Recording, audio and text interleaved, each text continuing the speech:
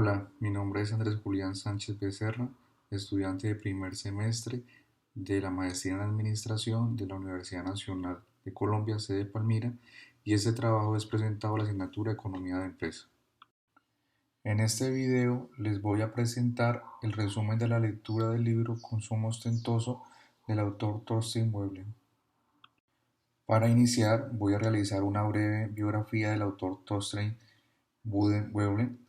Nació el 30 de julio de 1857 en Wisconsin y falleció el 3 de agosto de 1929 en California, hijo de inmigrantes noruegos.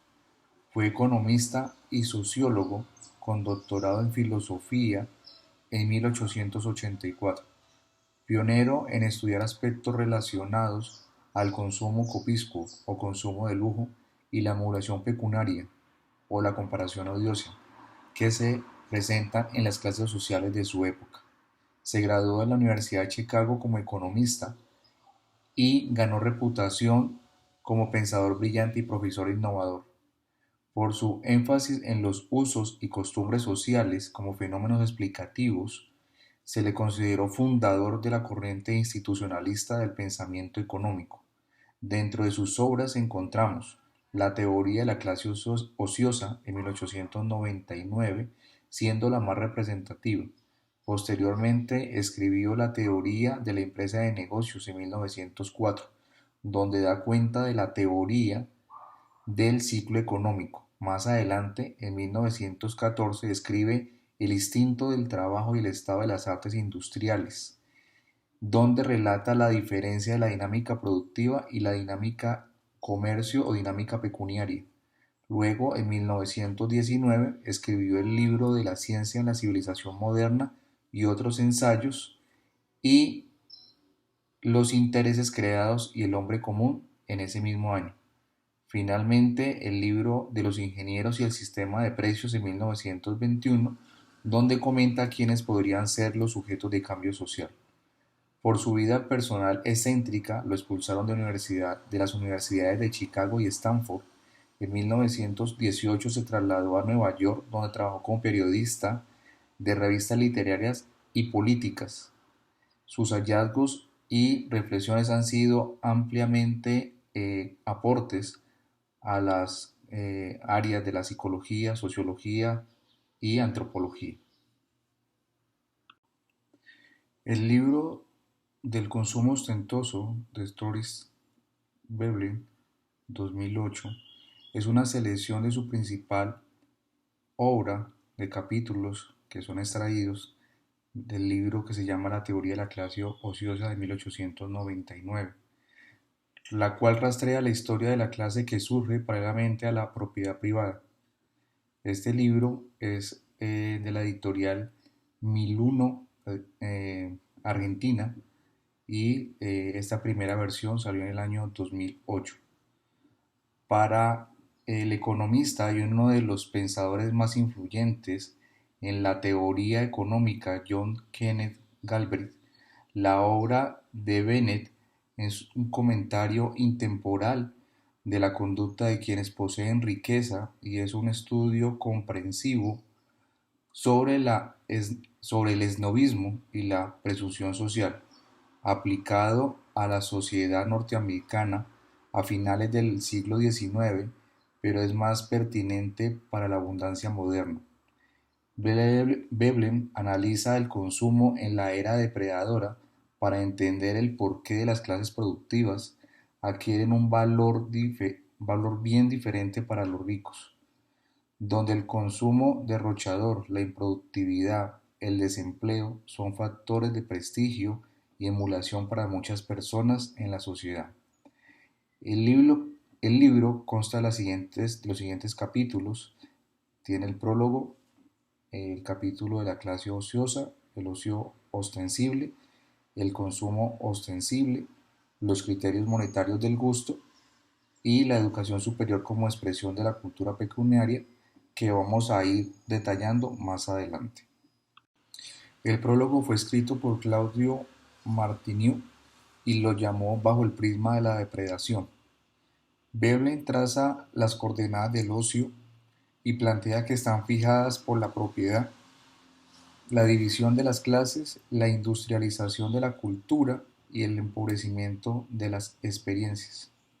Advierte que un nivel de vida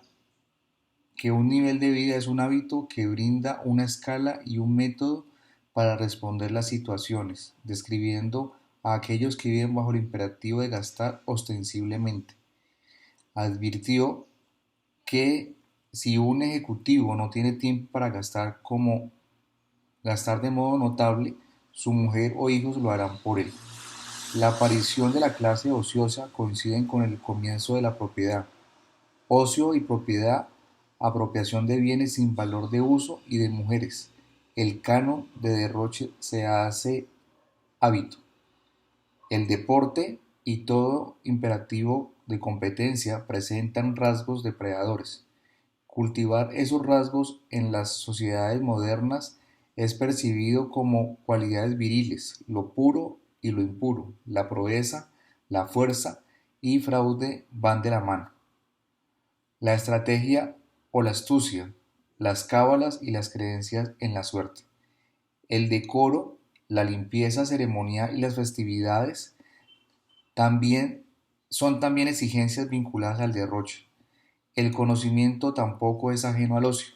La sociedad de consumo también es objeto de su mirada crítica y advierten que el consumo ostensible gana terreno sobre el ocio ostensible. Los pensamientos y saberes se hallan estrechamente vinculados a las instituciones y hábitos de vida, así como a la organización económica. Dentro de las formas de organización social se van acentuando el pragmatismo, las distinciones basadas en la fuerza y la autoridad, la dignidad y la servidumbre. La situación cultural y la tecnología imponen los cánones de validez, hábitos de pensamiento en gran medida basadas en máquinas. De ahí explica Veblen que los hombres hayan aprendido a pensar en mismos términos en que operan los procesos tecnológicos. Comer, vestirse, leer, amueblar la casa, correr, resolver problemas son actividades que demandan elecciones y se debe tener presente la hostilidad intergeneracional por los diferentes puntos de vista.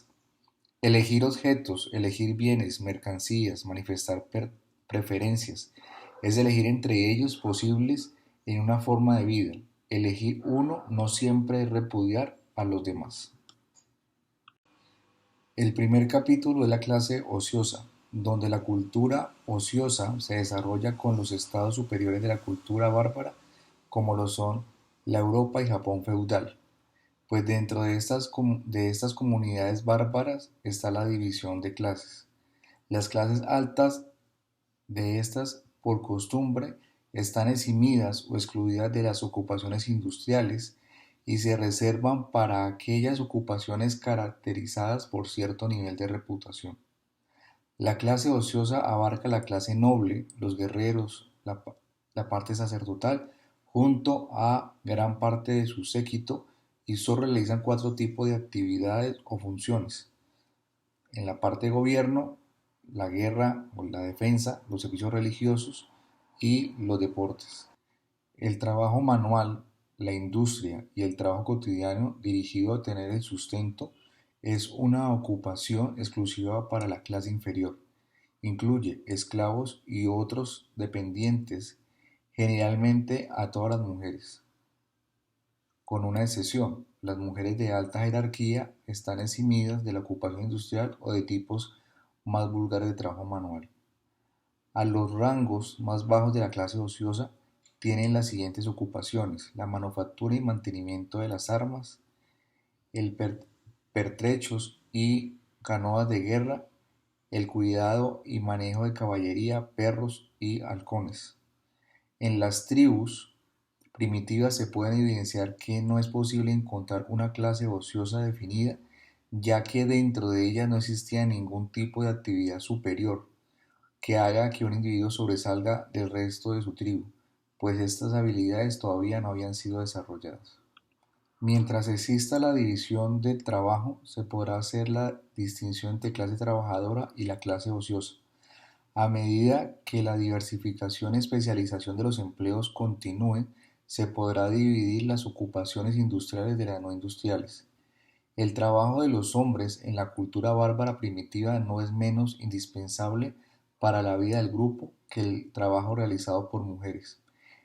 En todas las comunidades bárbaras hay un profundo sentido de disparidad entre el trabajo del hombre y el de la mujer. En los grupos salvajes hay una ausencia total de clases, la división del trabajo y por supuesto de la clase ociosa, pues en estos grupos no se desarrolla la jerarquía de la clase económica. Su esquema de vida es común, bien conocido por ser arcaicos, pacíficos, sedentarios e incluso pobres. La institución de la clase ociosa ha surgido gradualmente durante la transición del salvajismo primitivo al barbarismo, o más precisamente durante la transición de un hábito de vida pacífico a uno consistentemente guerrero. Las condiciones necesarias para que esa transición se diera era que la comunidad debía tener un hábito de vida depredador y que el sustento debía de ser asequible. En el futuro, las actividades del grupo social primitivo se dividen en dos clases, una con proeza o industria. La industria es el esfuerzo a crear algo nuevo como un nuevo objetivo y la proeza produce un resultado útil para la gente. La proeza se diferencia entre los sexos básicamente por el temperamento, mostrando al hombre como el más fuerte en actividades tales como la caza, debido a su naturaleza depredadora, mostrando como ocupaciones dignas. La diferencia sustancial entre la fase pacífica y depredadora de la cultura es en consecuencia una diferencia espiritual y no mecánica. La fase depredadora de la cultura alcanza únicamente cuando la actitud depredadora se ha vuelto la actitud espiritual habitual y acredita y es acreditada por los miembros del grupo. El segundo capítulo es el ocio ostensible y se encuentra dividido en tres etapas. La primera etapa es la etapa depredadora, con una vida ociosa como muestra inequívoca de supervivencia pecuniaria que concluye en el poder monetario. La segunda etapa es la cuasi pacífica, donde la clase ociosa es consolidada y se caracteriza por los esclavos, rebaños de ganado y una clase servil de arrieros y pastores. Y finalmente la etapa madura, donde hay una ostensible exención de toda ocupación útil y las industrias han avanzado hasta el punto en que la comunidad ya no depende para su supervivencia de la caza o de otra forma de actividad que pueda clasificarse como proeza. Si bien la clase ociosa existía en teoría desde los inicios de la cultura depredadora, la institución cobra un significado nuevo y más completo con la transición de la etapa depredadora al siguiente estadio pecuniario de la cultura con sus mismas características: distinción de carácter ceremonial, demostración más sencilla de superioridad de poder, no se conforma con gastar, sino que se afana en hacer visible ese gasto. Para que la clase ociosa logre una buena reputación, el consumo debe ser derrochador. El aumento de riqueza mediante el esfuerzo productivo y sus ocupaciones que son de naturaleza depredadora y no productiva, como lo son el gobierno, la guerra, la religión y los deportes. El tabú acerca del trabajo tiene una consecuencia más en la diferenciación industrial de las clases. A medida que la población aumenta en densidad y el grupo de predadores se vuelve una comunidad industrial establecida, las autoridades constituidas y las costumbres que gobiernan la propiedad ganan en amplitud y consistencia.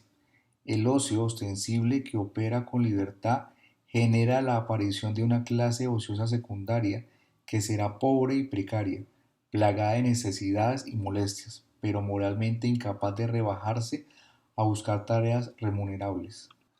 Abstenerse de trabajar no es solamente un acto honorífico o meritorio, sino que viene a ser un requisito en la decencia. El ocio para Veblen no significa otra cosa que pasar el tiempo sin hacer nada productivo y que representa un sentido de la indignidad del trabajo productivo y la demostración de una capacidad pecuniaria que permite una vida de sociedad. El trabajo termina convirtiéndose en algo vergonzoso a los ojos de la comunidad, sino también es algo moralmente imposible para el noble u hombre libre e incompatible con una vida meritoria. Los hechos sociales dejan de ser conocimiento y se transforman gradualmente en hábitos físicos y de destrezas.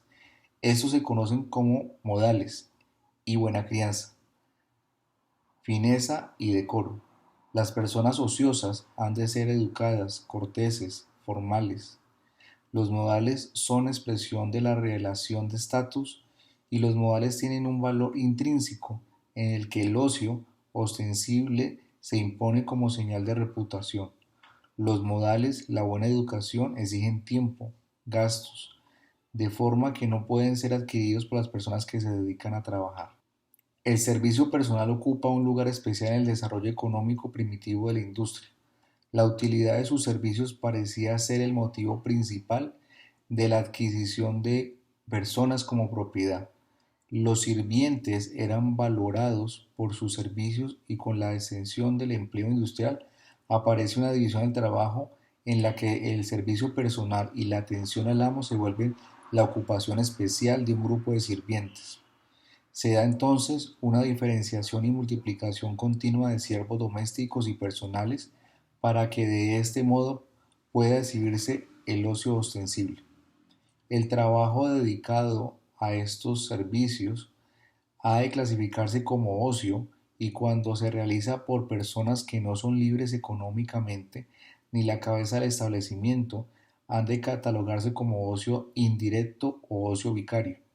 El ocio vicario es realizado por las personas y los criados bajo la supervisión de la cabeza de familia. Con el ocio vicario surge una clase ociosa subsidiaria y derivada que mantiene el ocio vicario y la reputación de la clase ociosa primaria y legítima. A medida que el canon de riqueza, reconocido por consenso, se desarrolla, la posesión y explotación de sirvientes como medio de demostrar su superfluidad se vuelve más refinado. La posesión y mantenimiento de sirvientes productivos es indicador de riqueza, pero indica más riqueza y posición social mantener los sirvientes no productivos.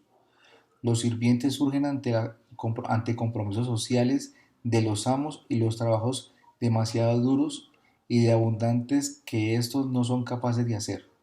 En la etapa de cuasi pacífica de la industria, el servicio personal asciende por primera vez a la categoría de institución económica y ocupa el mayor espacio en el esquema de vida de la comunidad. En la vida moderna, la manifestación más importante del ocio vicario se compone de lo que se llama las tareas domésticas. El ocio vicario es posible sobre la base del estatus o del empleo remunerado.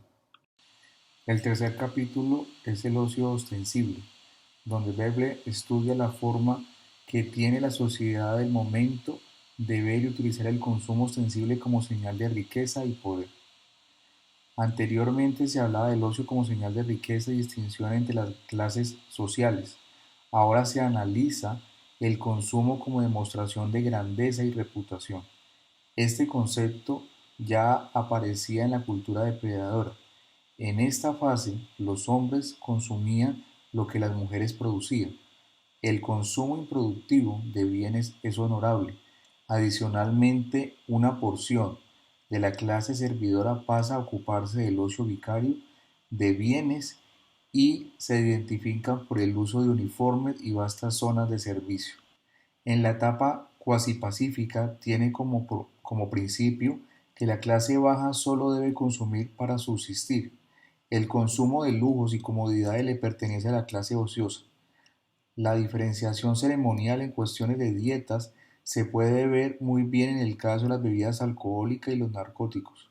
Sus consumos están permitidos y bien vistos en los hombres de la clase alta. Por el contrario, la clase baja y en especial las mujeres lo tienen como un tabú. Las mujeres solo han de consumir lo necesario para su subsistencia, excepto si el consumo contribuye al bienestar de la buena reputación de su amo.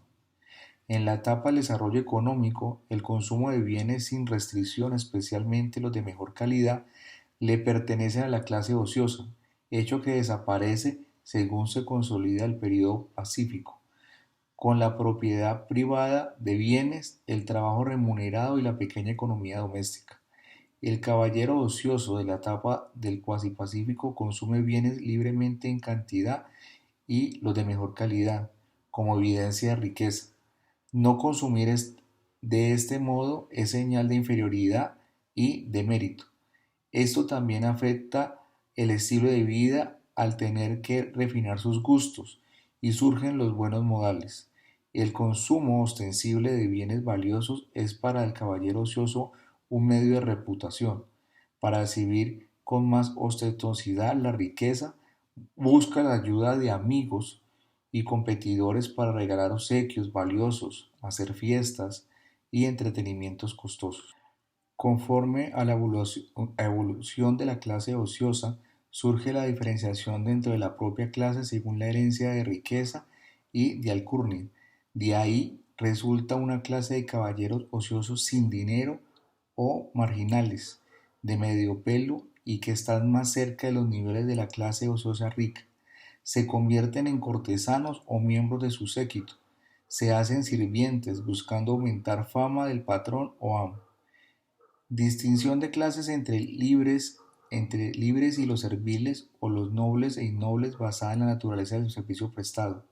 Los uniformes o libreas se convierten en señal de dependencia y se considera una marca de servidumbre que dependiendo de la naturaleza del servicio se hace una distinción entre lo honorífico o lo humillante para quien lo porte. Las ocupaciones de la clase noble son el gobierno, la lucha, la caza, el cuidado de armas y equipos, empleos ostensiblemente depredadores. Por otro lado, empleos que le corresponden a la clase industrial son innobles, por ejemplo, la artesanía o algún otro trabajo productivo, los servicios domésticos. Con la desaparición de la servidumbre disminuye el número de adscritos al caballero y de subordinados que practican el ocio vicario. Con la clase media ocurre que el jefe de familia se ve obligado a trabajar de algo para sostener la familia, pero la mujer continúa con el ocio vicario para conservar el buen nombre de la familia. Hay un cambio de roles donde ahora las mujeres se convierten en consumidoras ceremoniales que produce el hombre. Las comunidades modernas civilizadas, la línea- las líneas de demarcación entre las clases sociales se han vuelto difusas y transitorias, donde la reputación impuesta por la clase alta a la fuerza llega hasta donde los estratos más bajos, pero ninguna clase de la sociedad, ni siquiera la más adyacente pobre, abandona por completo todo el consumo de sustentabilidad actual. De la investigación sobre el desarrollo del ocio y el consumo sensible, ambos tienen un elemento en común que es el derroche, uno de tiempo y esfuerzo y el otro de bienes, y ambos son métodos para demostrar riqueza y reputación. Un individuo se descanta por uno u otro cuando necesita influir más en el entorno social, pero cuando se hace necesario llegar a un entorno humano, el consumo supera al ocio como medio típico para demostrar decencia. Esto se aprecia especialmente en el estadio económico pacífico con la importación de los medios de comunicación y la movilidad de la población. Se necesita que el individuo esté a la vista de muchas personas como único medio de ser juzgado o tener una buena reputación. Esa es la capacidad de exhibir los bienes y la riqueza. Y quizá la educación, mientras está abajo su observación directa. Es evidente entonces que la dirección actual que ha tomado el desarrollo es la de dar más relevancia a la utilidad del consumo ostensible que la del ocio. El consumo se transforma y se moderniza, se convierte en el estadio cuasi pacífico con la esclavitud y el estatus, en la etapa pacífica industrial con el empleo asalariado y el pago en efectivo. El consumo se vuelve un elemento más importante para el estándar de vida en la ciudad que en el campo. Se pierde la idea que el trabajo como algo denigrante que implica pobreza. Desaparece el trabajo obligatorio y el ocio ostensible e improductivo pasa a ser algo censurable. Decae el uso del cuerpo servil, decrece el consumo vicario, aparecen los extractos y no es suficiente acumular, se debe hacer regalos y fiestas. Consumo notario igual a derroche. El cuarto capítulo son los criterios monetarios del gusto, donde el consumo es en gran parte exigencia del derroche ostensible. El motivo que impulsa a hacerlo es un deseo de adaptarse a los usos establecidos, de evitar observaciones y comentarios desfavorables, de vivir de acuerdo con los cánones de honor relacionados con la clase, cantidad y grado de bienes. La ley de derroche ostentoso busca que el consumidor se ajuste a un determinado nivel de gasto y de derroche con el consumo de bienes y empleo de tiempo y esfuerzo. Además, como principio guía la formación de hábitos de pensamiento acerca de lo que es honesto y respetable frente a las mercancías y a la vida. El criterio del derroche ostensible abarca el consumo devoto de las prácticas devotas o rituales. No solo se refiere a las herramientas del rito, sino también a los modos de las prácticas devotas, al consumo y ocio vicario también. El consumo devoto, como tipo de consumo vicario, se basa en las responsabilidades pecuniarias del consumo superfluo ostensible, los edificios sagrados, las vestimentas y otros bienes de la misma clase. El principio de derroche ostensible, al difundirse en los hábitos del pensamiento humano, ha coloreado las nociones de los devotos sobre la divinidad y sobre la relación que el sujeto humano tiene con ella. Los cánones de prestigio han ejercido un efecto más precioso y de mayor alcance sobre la belleza y la función de los bienes de consumo.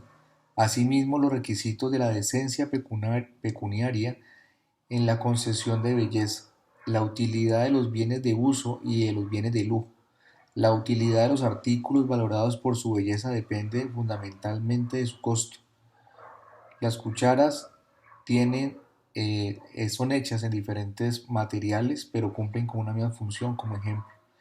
El canon de lo costoso afecta también a nuestros gustos de tal modo que confunde en nuestro criterio lo costoso con lo bello. Comienzan a aparecer discrepancias en cuanto a las ideas del prestigio pecuniario de ambas clases sociales. La parte de la clase ociosa que ha estado exenta de trabajo y los cuidados pecuniarios durante una generación o más es suficientemente grande como para sostener una opinión en cuanto al gusto, es decir, el gasto se guía por criterios de reputación pecuniaria. Un criterio semejante de gusto fundado en el prestigio pecuniario puede rastrearse en los cánones prevalecientes que rigen la norma de belleza respecto a los animales. Los animales domésticos que cumplen de forma apreciable con el criterio de utilidad industrial para la comunidad, como son las aves de corral, los cerdos, el ganado vacuno, las ovejas, las cabras y los caballos de tiro, son bienes productivos que sirven con una finalidad útil frecuentemente lucrativa y no se les caracteriza facialmente como animales bellos.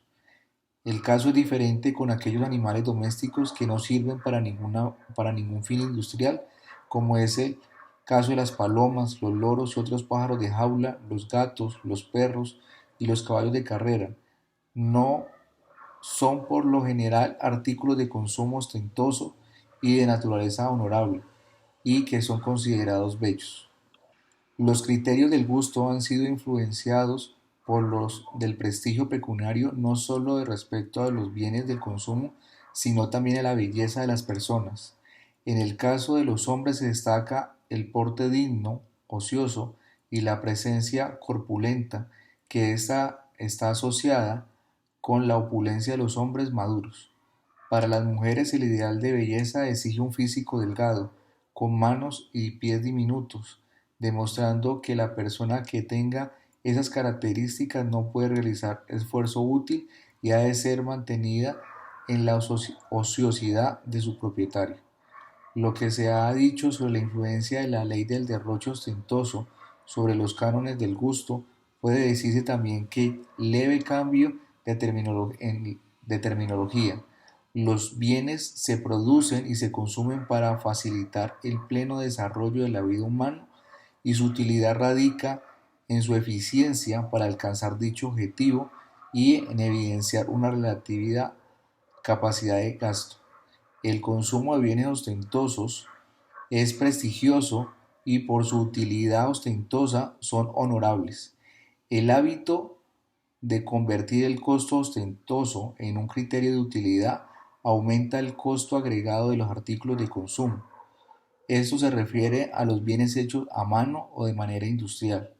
Los artículos baratos del consumo diario en las comunidades industriales modernas están hechos a máquina. Los artículos hechos a mano son considerados signos de superioridad desde el punto de vista de belleza. El último capítulo es la educación superior como expresión de la cultura pecuniaria, donde los hábitos de pensamiento sobre ciertos temas se busca que puedan conservarse en las próximas generaciones. La comunidad, por sentido común, incorpora la disciplina en el esquema general de la vida. Es importante destacar que la disciplina del sistema educativo se derivan del esquema de vida de la clase ociosa. Es en la educación propiamente dicha y particularmente en la educación superior donde se hace más patente la influencia de los ideales de la clase ociosa, por lo que en sus orígenes y desarrollo inicial la educación está bastante relacionada con la función devocional de la comunidad, en particular el servicio ofrecido a las clases ociosas sobrenaturales. El elemento recóndito del saber es todavía, como lo ha sido en todas las edades, un elemento muy atractivo y eficaz para impresionar e incluso abusarse de los no instruidos. La educación superior tiene su principal lugar en los grados del saber, por lo que hay instituciones superiores, liberales y clásicas, e instituciones inferiores, tecnológicas y prácticas del sistema. El objetivo de estas, por su parte, ha sido de preparar jóvenes en las clases industriales para el trabajo y por otro lado está la de preparar jóvenes de las clases sacerdotales y ociosas para el consumo de bienes materiales e inmateriales, que son vistas como prestigiosas. La sustitución parcial de lo pecuniario por la función sacerdotal está asociada a la transición moderna del ocio ostensible al consumo ostensible como medio fundamental del prestigio. Dentro de las características rituales de la educación se incluye el birrete y la toga como expresión cultural. La actitud de las escuelas y de las clases instruidas frente a la educación de las mujeres se han apartado de su antigua posición de exclusión sacerdotal y de clase ociosa para acercarse al punto de vista económico o industrial. Las escuelas de educación superior y las profesiones eruditas eran un tabú para las mujeres y predominaba la idea de que la admisión de las mujeres en los privilegios de la educación superior derogaría la dignidad de la comunidad ilustrada. En las comunidades más avanzadas de la industria, los títulos académicos superiores se han vuelto accesibles para todas las mujeres. Los nuevos puntos de partida de la teoría científica que afectan la teoría de las relaciones humanas no han sido bien recibidos en las universidades y los hombres que se han ocupado de ampliar la esfera del conocimiento humano no han sido bien recibidos por contemporáneos ilustrados. Las escuelas superiores no habían dado aprobación el avance serio de los métodos y contenidos del conocimiento hasta que la innovación madurara y mostrara su utilidad. La función del mecenas de la clase ociosa no parece de importancia en el saber superior ni en la difusión del conocimiento y la cultura, pero sí una relación de estatus con lo económico o industrial. El estudioso que está bajo un patronazgo ejerce los deberes de la vida académica vicaria para su patrón y un cierto prestigio recae sobre ésta de la misma manera que se le atribuye una buena reputación al amo. Con la participación de la clase ociosa en el fomento del conocimiento se busca su interés intelectual por el saber clásico o de las humanidades en el objetivo de rebajar la eficiencia industrial de la comunidad. Las incursiones más frecuentes en otros campos diferentes del conocimiento clásico por parte de los miembros de la clase ociosa se hacen en las disciplinas jurídica y política, y más particularmente en las ciencias administrativas, en su función gubernamental basada en los intereses de la propiedad. La transmisión de los hábitos de pensamiento del amo depredador a sus descendencias solo se da en una o dos generaciones que se ha educado en la disciplina de la clase ociosa. La otra opción es que se den unas actitudes congénitas o adquiridas por la transferencia de conocimiento entre los miembros de la clase ociosa que tengan antecedentes de la clase baja o media y así poder tener sus respectivos ascensos. Sin embargo, hay un número apreciable de individuos que ascendieron que no tienen interés en la comparación odiosa y sus concesiones teóricas. Los clásicos y su posición de privilegio en el esquema de educación a la que se aferran los seminarios superiores del saber con tanta predilección sirven para conformar la actitud intelectual y disminuir la eficiencia económica de la nueva generación instruida. Esto lo hacen para distinguir el conocimiento y su reputación. Esto se consigue mediante el rechazo hacia todo saber útil frente al que no es más honorífico y empleado el tiempo y el esfuerzo del estudiante en adquirir un conocimiento que no es útil. La clase ociosa y sus estándares de virtud apenas han podido tener una influencia en la introducción de los clásicos en el esquema de la enseñanza superior, pero la tenaz retención de los clásicos por parte de las escuelas superiores y el elevado nivel de prestigio que todavía se les adjudica se debe sin duda al hecho de que se ajustan también a los requisitos del arcaísmo y del derroche. Lo clásico conlleva siempre esta connotación, la dicción elegante, tanto en su expresión oral como escrita, es un medio eficaz para lograr una buena reputación. El lenguaje clásico tiene la virtud honorable de la dignidad, demanda atención y respeto como método acreditado de la comunicación según el esquema de vida de la clase ociosa, ya que conlleva la sugerencia de que el hablante está exento de la actitud y la actividad industrial. La ventaja de las locuciones acreditadas descansa en que fomenta respetabilidad y demuestra en consecuencia una pérdida de tiempo. Finalmente, muchas gracias a todos por la atención prestada y hasta una próxima oportunidad.